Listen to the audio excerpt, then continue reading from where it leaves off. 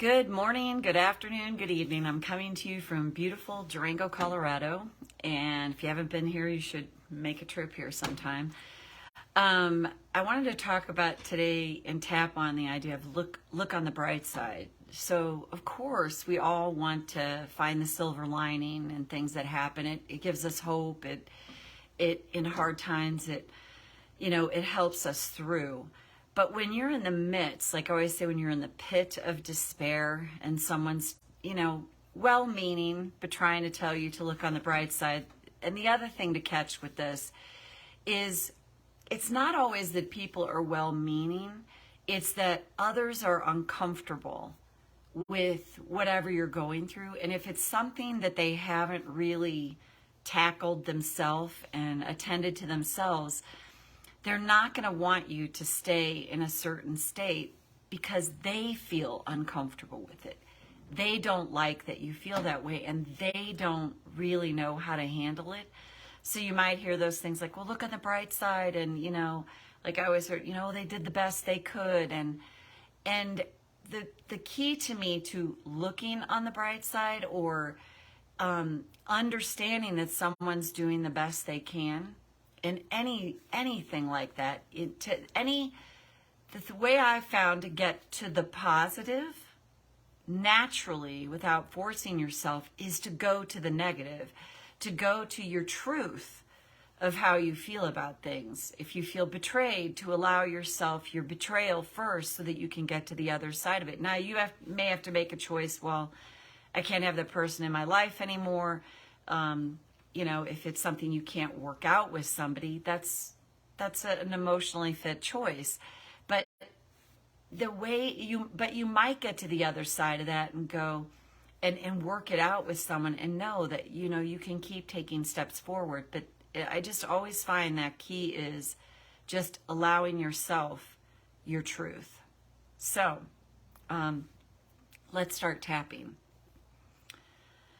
Karate chop. Even though I hear people say, look on the bright side, and when I'm in the pit of despair, that's really challenging. I choose to honor this truth right now. Even though I want to look on the bright side, but not when I'm in the pit of despair. What if I need to honor my truth first? Even though I get it's great to look on the bright side, but what if I can see the bright side by honoring and releasing my truth? Go to the eyebrow, look on the bright side. But what if I can get to the bright side by allowing and honoring my truth? Whatever my truth currently is. What if by giving full flower to where I'm at,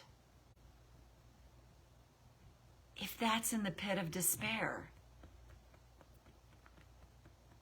what if I can honor that first? Allow all those emotions to be there and tap through them. What if that's possible? And what if that's a real key to healing, is to not make the harder emotions forbidden, to allow them to be where they're at, to actually honor the process of my emotions, and then allow them to move through me And I can help that process by tapping through them. And then I don't have to try to look on the bright side. Because eventually the clouds part as I honor my truth. And the bright side shows up with ease. So take a breath, short and sweet. And if you found that helpful, tap on it as many times as you need to. And I'll see you back here tomorrow for day 14. We'll be 2/3 of the way through. Take care. Bye for now.